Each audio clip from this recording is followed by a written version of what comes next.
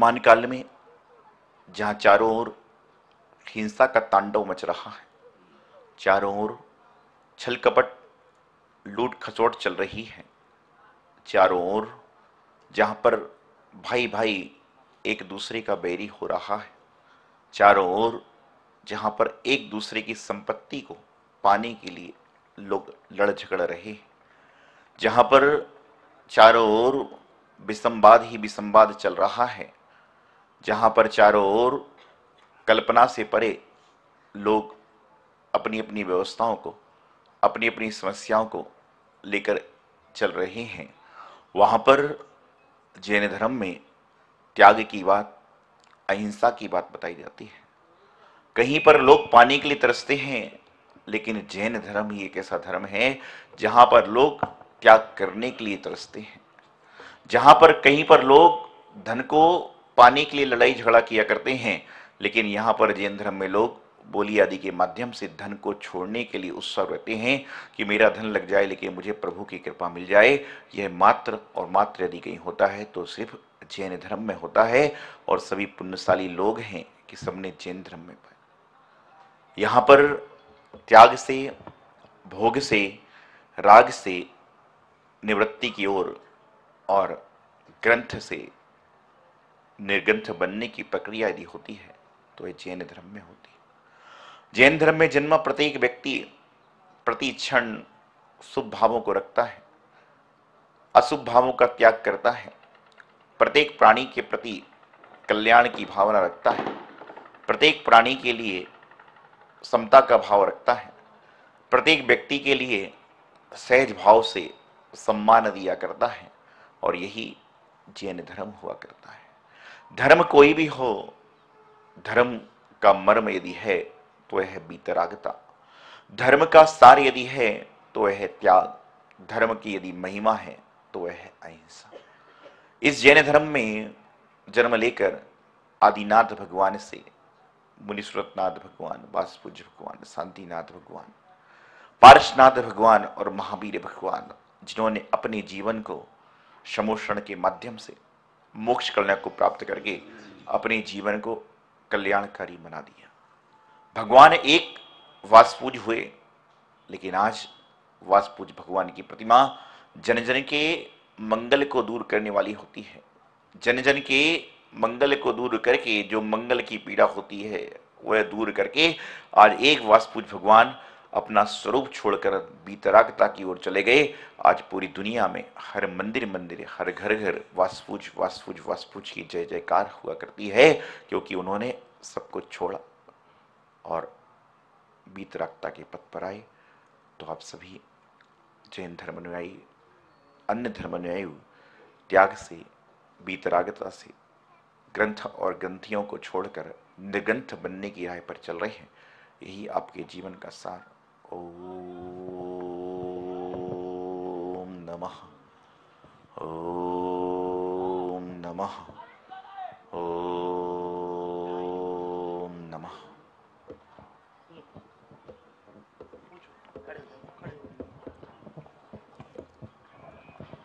हे स्वामी, नमोस्तु नमोस्तु नमोस्तु। आज हम सब लोगों का ये एक बहुत बड़ा सौभाग्य है कि आपके समूह शरण में हम सबको आने का मौका मिला, सबको आपके साक्षात दर्शन करने का मौका मिला, और इतना अच्छा सुंदर कार्यक्रम है कि ऐसा लगता है कि सचमुच ही हम लोग भगवान महावीर के, वासुपूज्य भगवान के समूह शरण में पहुंच गए हैं।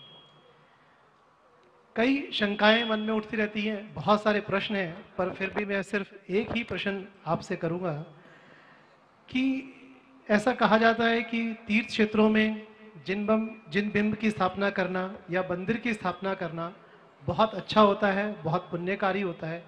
ऐसा क्यों है कि यह कार्य बहुत पुण्यकारी होता है, जबकि पुण्यकारी तो और भी बहुत सारे काम हो सकते हैं, बहुत सारी चीज़ें हो सकती हैं कि जो हम करें जिससे कि हमें पुण्य प्राप्त हो। हे श्रावक श्रेष्ठी, आपका प्रश्न अति उत्तम है कि जिन बिंब, जिनागार, जिन चैत्यालय आदि को स्थापना करने से विशेष पुण्य की प्राप्ति क्यों होती है। सदाचार संस्कार की जो नीति है, हर नीति में सबसे पहले यदि कहीं पर बात आती है तो धर्म की बात आती है। जो व्यक्ति कभी मंदिर ना जाता हो, कभी भगवान के दर्शन ना करता हो, लेकिन जब वह व्यक्ति अपने घूमने के लिए गाड़ी खरीदता है तो सबसे पहले गाड़ी पर स्वस्तिक बनाता है, वही धर्म का प्रारंभ हो जाया करता है। जो व्यक्ति बिल्कुल नास्तिक हो, बिल्कुल आस्तिक का भाव उसके जीवन में नहीं है, लेकिन जब उसकी शादी विवाह संपन्न होते हैं तो सबसे पहले कार्ड पर भगवान का, गुरु का नाम लिखा जाता है। तो ये कहीं ना कहीं व्यक्ति माने ना माने, लेकिन धर्म से ही जीवन में शुरुआत होती है और धर्म ही हमारे साथ में चला करता है। मंदिरों में प्रतिमा स्थापित करना, तीर्थ क्षेत्रों पर प्रतिमा स्थापित करना और सिद्ध क्षेत्रों पर प्रतिमा स्थापित करना, इनका अलग अलग विशेष पुण्य हुआ करता है। मंदिर में मंदिर के लोग भी नहीं आते, लेकिन तीर्थ क्षेत्रों पर जो व्यक्ति अपने जिनालय के, जिन मंदिर भी नहीं जाता है, अपने ग्रह के मंदिर नहीं जाता, लेकिन वो जीवन में कभी ना कभी तीर्थ क्षेत्र जरूर जाता है। और कहते हैं कि प्रतिमा दान देने का एक अप्रतिम पुण्य है, क्योंकि जो प्रतिमा सूर्य मंत्र मुनिराज देते हैं, जब उस प्रतिमा का सूर्य मंत्र होता है तो सबसे पहले जो मुनिराज सूर्य मंत्र देते हैं, सबसे पहले वह नमस्कार करते हैं और अपने जीवन को परिपूर्ण से भाग्यशाली बनाते हैं। उसके बाद श्रावक लोग करते हैं। प्रतिमा विराजमान करने का इतना बड़ा पुण्य होता है कि जो हमारे निर्गंथ साधु हैं उनको किसी से कुछ नहीं चाहिए। प्रातः काल में श्री जी का जब गंधुरक लेते हैं, उस समय वो हाथ को करते हैं गंधुरक लेने के लिए, हाथ उंगली को डुबोकर गंधुरक को लेते हैं। तो जो प्रतिमा विराजमान करता है, जब जिनेंद्र भगवान का अभिषेक होता है तो कितना पुण्य उसका बढ़ जाता है कि जब भगवान के मस्तक पर धारा चलती है, वह धारा चलते चलते चलते चलते चिन्ह से होते हुए उसके नाम पर जाती है और सबसे पहले जिनाभिषेक मुनिराज आदि लिया करते हैं। तो ऐसे अनेकों अनेक फल हैं और प्रतिमा के दर्शन से न जाने कितने लोगों का मिथ्यात्व दूर होता है, कितने लोगों का कार्य संपन्न होता है। तो तीर्थ क्षेत्रों पर, मंदिरों में प्रतिमा विराजमान करने का एक अप्रतिम पुण्य होता है और वह पुण्य आप कई बार अपने जीवन में प्राप्त कर चुके हैं। ऐसा ही जीवन में आपके पुण्य बना रहे, यही मंगल भाव।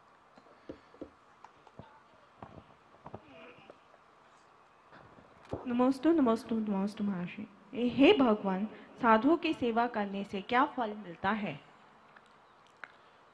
लौकिक भाषा में कहा जाता है कि सेवा मेवा को देने वाली होती है, लेकिन यहां पर तो साधुओं की सेवा करते हैं तो कई बार मेवे का त्याग हो जाता है। तो जीवन में साधु सेवा करने का फल यह होता है कि जिस व्यक्ति को खुद को नहीं पता कि उसके अंदर क्या प्रतिभा छुपी है, यदि वह व्यक्ति किसी साधु से जुड़ जाए तो उसको तो ठीक है, पूरे लोगों को, परिवार को मालूम चल जाता है कि हमारे परिवार का व्यक्ति यह भी कर सकता था।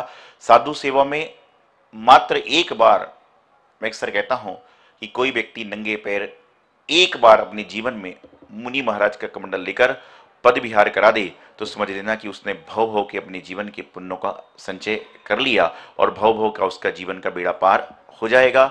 और साधु सेवा का फल क्या होता है, यह तो आप खुद देख रहे हैं कि पुनीत भाई पहले कुबेर बने थे पंचकर्म प्रतिष्ठा महोत्सव में और उसके बाद से देवशास्त्रों की भक्ति में लगे तो 1.5-2 साल के अंदर ही स्वधर्म इंद्र बन गए। इससे बड़ा उदाहरण प्रत्यक्ष रूप में और क्या हो सकता है जो साधु सेवा का फल सामने आ रहा है। महर्षि, एक प्रश्न और पूछना है। सौधर्म इंद्र बनने के इस साल तो हम बन गए, आगे के लिए हमें कौन से पुण्य काम करने चाहिए कि जिससे हम आगे के लिए बन पाए सौधर्म इंद्र की पद्धति? क्या व्रत विधि करें हम? शास्त्र में कहा जाता है हर चीज को आहिस्ते आहिस्ते आहिस्ते चलना चाहिए। अभी तो एक सौधर्म खत्म ही नहीं हुआ, अगले की बात कर रहे हैं, आगे आगे काम करना चाहिए। जिनेंद्र भगवान नमोस्तो नमोस्तो नमोस्तो। हे भगवान, साधु चलते फिरते भगवान होते हैं। आप हमें कृपा करके ये बताएं कि साधुओं को आहार देने से श्रावक लोगों को क्या फल मिलता है महाराज? साधुओं को आहार देना ये अपने जीवन का एक बहुत बड़ा पुण्य कर्म का संचय हुआ करता है। साधु आहार को भी हरा दिया करते हैं। कुछ लोगों के मन में आता है कि हम लोग यदि साधुओं को आहार नहीं देंगे तो उनका जीवन कैसे यापन होगा। लेकिन वह लोग नहीं समझते कि साधु जो आहार लेते हैं वह अपनी क्षुधा वेदन के लिए तो लेते हैं, लेकिन साथ ही साथ में वह आहार इसलिए लेते हैं कि श्रावकों का पुण्य जागृत हो। नहीं तो कई बार ऐसा होता है कि घर में आहार की तैयारी हो गई और पड़गहानी की तैयारी भी हो गई, लेकिन मालूम चलता है कि कहीं कोई परिवार में घटना घट गई और कलश लेकर जो व्यक्ति अंदर गया था, बाहर गया था, वह अंदर आ जाया करता है। उसके बाद भी साधुओं का आहार होता है। तो साधुओं को आहार देना आपके जीवन को तन, मन और धन तीनों को स्वच्छ और साफ करता है। आहार दान की महिमा तो देवों ने गाई है, और कई बार ऐसा हो जाया करता है कि जहां पर कोई नहीं पहुंचता वहां पर देव लोग भी साधुओं की सेवा करने पहुंचते हैं। तो आहार दान करोति पुण्यम, ये भावना भाकर आहार दान देने का प्रयास सभी लोगों को करना चाहिए। और मैं तो एक बात हमेशा कहता हूं कि प्रत्येक व्यक्ति को जब घड़ी के कांटे 10 बजे पहुंचे उस समय एक बार 9 बार नमोकार मंत्र जरूर पढ़ना चाहिए कि 3 लोक में 2.5 दीप में जितने मुनिराज हैं सबके आहार निरंतराय हों। ये भावना सभी को प्रत्येक दिन 10 बजे के आसपास एक कायुस्त्र करके करना ही चाहिए। आचार्य श्री नमोस्तु नमोस्तु नमोस्तु। मेरा एक प्रश्न है गुरुदेव। हे भगवान, संसार दुख से निकलने का क्या उपाय है गुरुदेव? देखिए, संसार दुख से निपटने का प्रश्न उपाय हर कोई पूछता है और संसार में फंसते जाता है।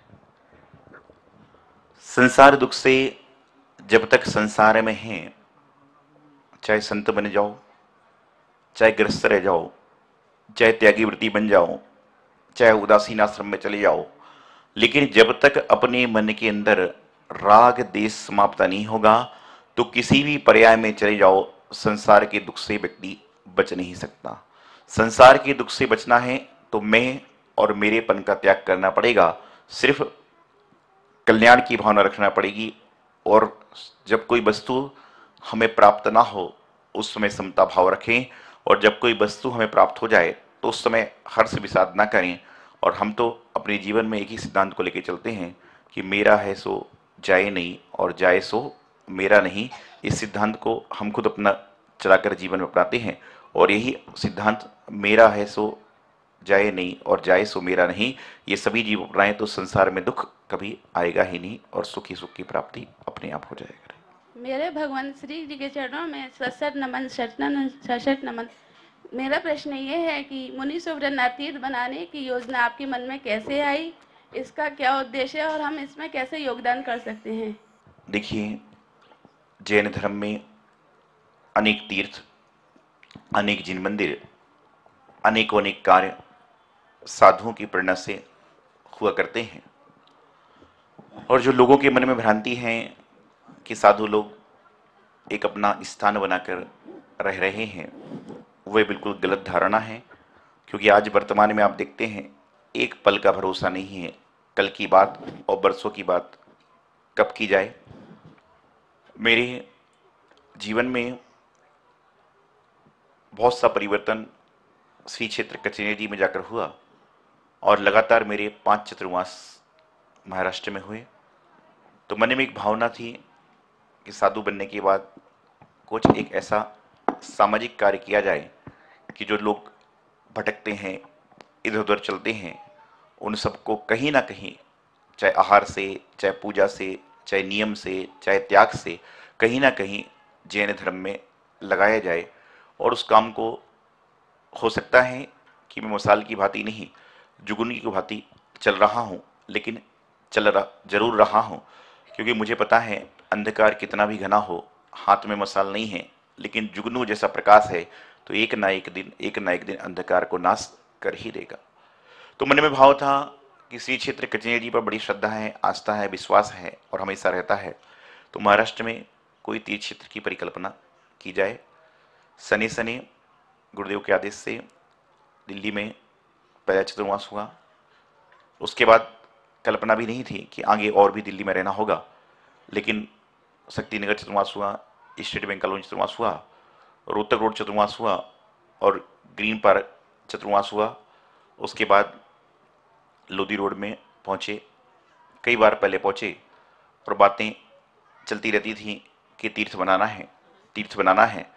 और आप सभी समझते हैं कि दिल्ली शहर में 2 गज जमीन लेना भी बड़ा मुश्किल का काम है, और तीर्थ बनाना, क्योंकि मन में एक भावना थी कि तीर्थ बने, और जहाँ पर तीर्थ ऐसा बने कि जहाँ पर आकर प्रत्येक व्यक्ति तीर्थ क्षेत्र की वासी रहे। जैसे आप तिजारा जी जाते हैं, महाबरी जाते हैं, अई क्षेत्र जाते हैं, कचनेरी जाते हैं, तो वहाँ पर जाकर आप रुक सकते हैं, भोजन कर सकते हैं, पूजन कर सकते हैं, अभिषेक कर सकते हैं, वह तीर्थ क्षेत्र कहलाते हैं। सारी की सारी व्यवस्थाएं मन में था, विचार था, भाव था, और मुझे पता है अच्छे से कि मैं लाख कोशिश करता रहूं, लेकिन जब तक प्रभु की मर्जी नहीं होगी तब तक कोई कार्य संपादित नहीं हो सकता। इसलिए मैं तो हमेशा खुद भी कहता हूं और आप सभी से भी कहता हूं कि आप सभी लोग भगवान के चरणों में जाकर सिर्फ अर्जी लगाइए कि हे प्रभु, मैंने आपके चरणों में अर्जी लगा दी है, अब जब आपकी मर्जी होगी मेरी अर्जी को स्वीकार कर लेना। और हमारा काम चलता रहता था। लोधी रोड पहुंचे, अष्टानिका पर्व में सिद्ध चक्र महामंडल विधान की आराधना हुई, और जब वहाँ पर संघ पहुँचा, वहाँ के कमेटी के लोग पहुँचे, और पहले तो मन में एक आया कि यहाँ है ही 4 आदमी, यहाँ शिक्षक विधान होगा तो कैसे होगा। कि हमारे महाराज सुखसागर जी महाराज हमेशा कहते हैं कि हमारे महाराज जी यदि 4-6 आदमी जहाँ पे मिलते हैं दूसरे दिन वहाँ से भागने लग जाते हैं।